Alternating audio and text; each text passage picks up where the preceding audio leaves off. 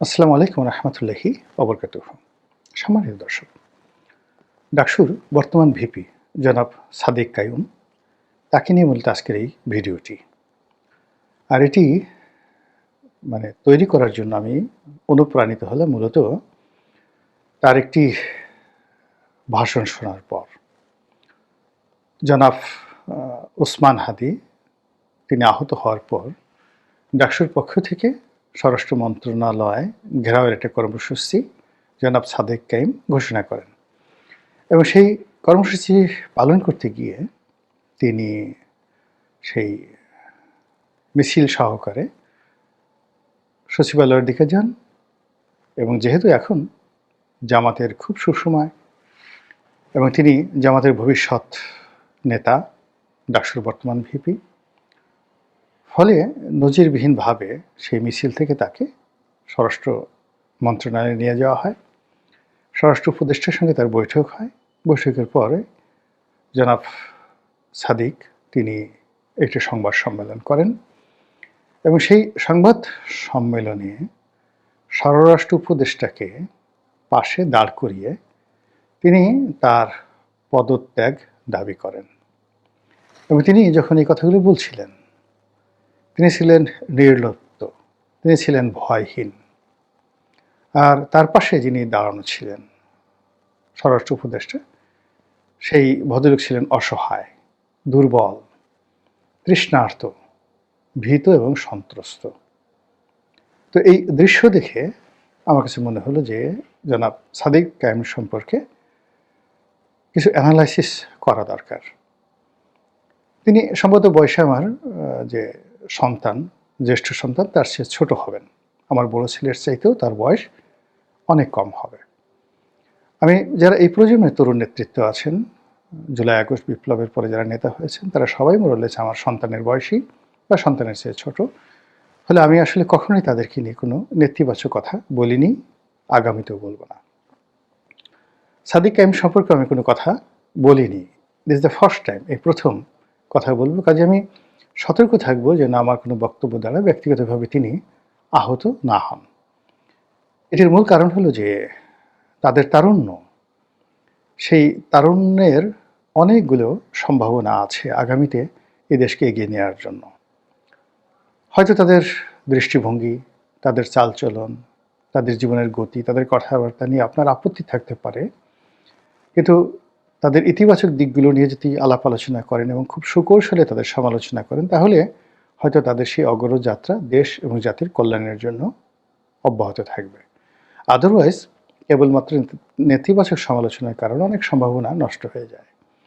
আমার জীবনের যখন ক্যারিয়ার শুরু হলো, আমার পেশাগত জীবন শুরু হলো, নতুন ব্যবসা শুরু করেছি, তখন বিমান বাহিনীর একজন প্রধান, তখন এয়ার কমোডর প্রধান বা উপপ্রধান এরকম পদ পদবি ছিল, ভদ্রলোক সম্ভবত এয়ার কমোডর ছিলেন, ব্রিগেডিয়ার পদমর্যাদার। তো তিনি একটা মাল্টিন্যাশনাল কোম্পানিতে বাংলাদেশের প্রধান ছিলেন, সিইও।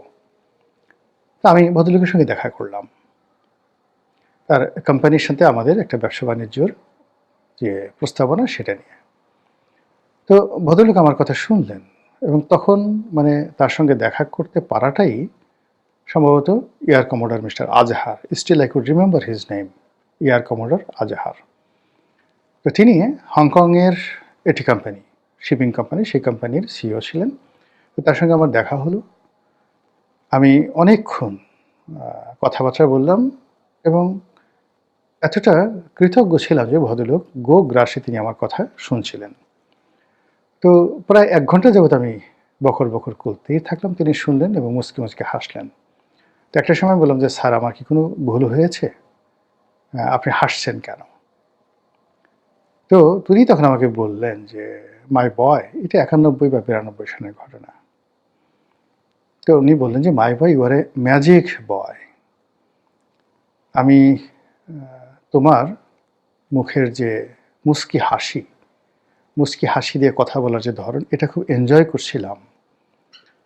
তোমাকে বলি যে আমি তোমাকে আসলে কাজটা দিতে পারবো না, এই কথা যদি আমি প্রথমে বলে দিতাম বা আমার ক্ষমতা নেই, তাহলে তুমি হয়তো কথা বলতে পারতে না। এই জন্য তোমার কথাগুলো আমি শুনছিলাম।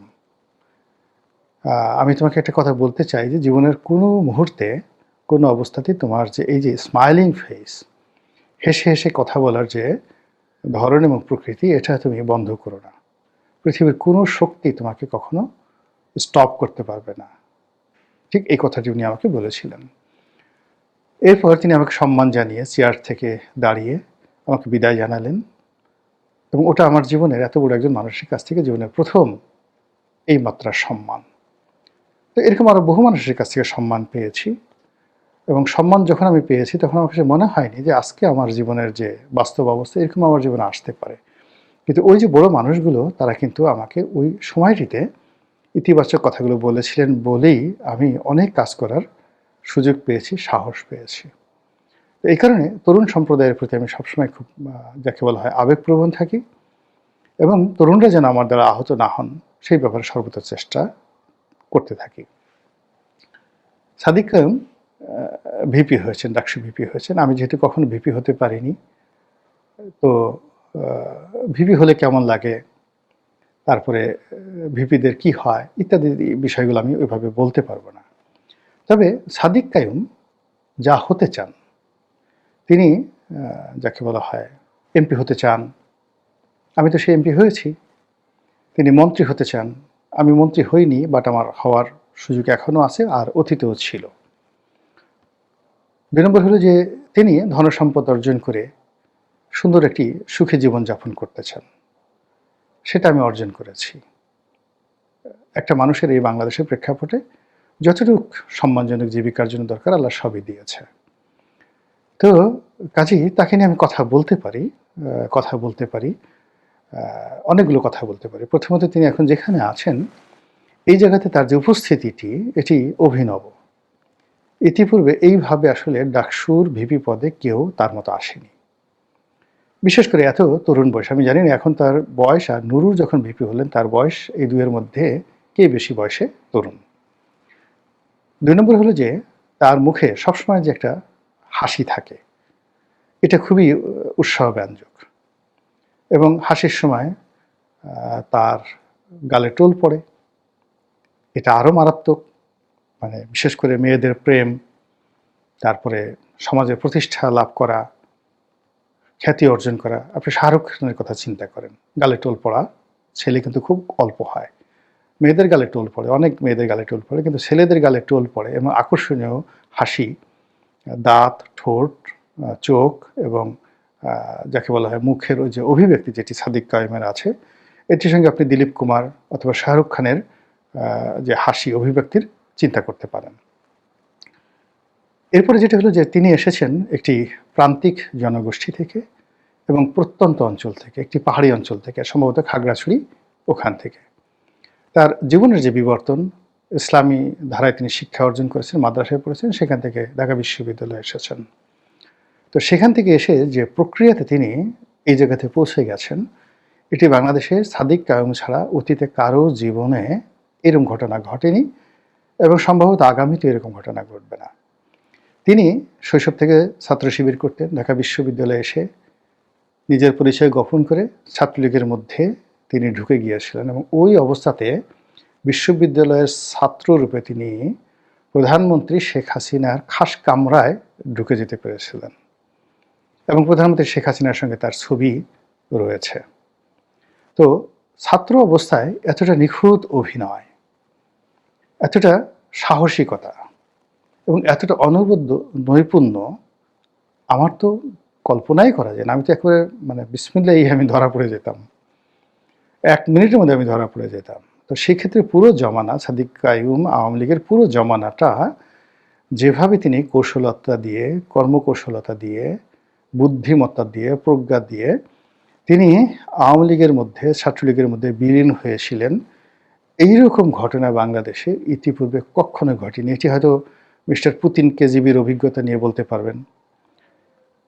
ভারতের এখন যিনি নিরাপত্তা উপদেষ্টা রয়েছেন অজিত দোভাল, তিনি বলতে পারবেন। আমাদের বাংলাদেশে এরকম মাসুদ রানা আছে গল্পে, বাস্তবে এরকম কোনো লোক নাই।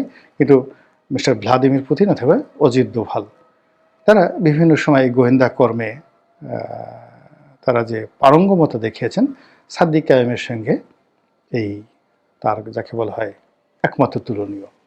এবং সে যে অল্প বয়সে আপনি দেখুন সে ডাকসুর মতো জায়গাতে বসেছেন এবং আজকে ঠিক যেইভাবে তিনি একেবারে 180 ডিগ্রি অ্যাঙ্গেলে চোখ দুটো গোল গোল করে স্বরাষ্ট্র উপদেষ্টার সামনে দাঁড়িয়ে মুখের উপর তাকে যে কথা বললেন, এটা তার সেই নজরুলের কবিতার মতো এক হাতে বাঁকা বাঁশের বাঁশুরি, আরেক হাতে রণতুর্য। ঠিক সেই রকম। কাজেই যদি পরিস্থিতি অনুকূলে থাকে এবং আল্লাহর গজব নাজিল না হয়, তাহলে জনাব সাদিক কাইয়ুমের যে ভবিষ্যৎ, সেই ভবিষ্যৎ কেউ স্টপ করতে পারবে না। স্টপ করতে পারবে না। তিনি যদি জামাত ক্ষমতায় আসে, তিনি এমপি হবেন, মন্ত্রী হবেন, জামাতের আমির হবেন, এমনকি আমিরুল মুমিনিন হবেন। তার যদি মতিভ্রম না হয়, তার এই কৌশল যদি অব্যাহত থাকে, ভবিষ্যতে আওয়ামী লীগ যদি আবার ফিরে আসে তাতেও তার অসুবিধা হবে বলে আমি মনে করি না। শুধুমাত্র ইমানটা তার ঠিক রাখতে হবে। ইমানটা যদি ঠিক থাকে তাহলে কোথাও তার অসুবিধা হওয়ার কথা নয়, আর কর্ম যদি স্বাভাবিক থাকে। তো যার জন্য জনাব সাদিক কাইয়ুম আমার এই ভিডিওর মাধ্যমে আমি শুধু জামাতে যারা লোকজন আছেন তাদেরকে আমি বলতে চাই যে এই যুবককে আপনারা ধারণ করুন, নার্সিং করুন, তার কর্মকৌশলতাকে কাজে লাগান এবং তাকে আমিরের চেয়ার পর্যন্ত পৌঁছে দিন। আমিরের চেয়ার পর্যন্ত পৌঁছে দেওয়ার দায়িত্ব আপনাদের, বাকিটা দেখবেন যে সে অর্জন করে নিয়েছে। মহান আল্লাহ আমাদের সবাইকে হেদায়েত দান করুন এবং হেফাজত করুন। আসসালামু আলাইকুম ওয়া রাহমাতুল্লাহি ওয়া বারাকাতুহু।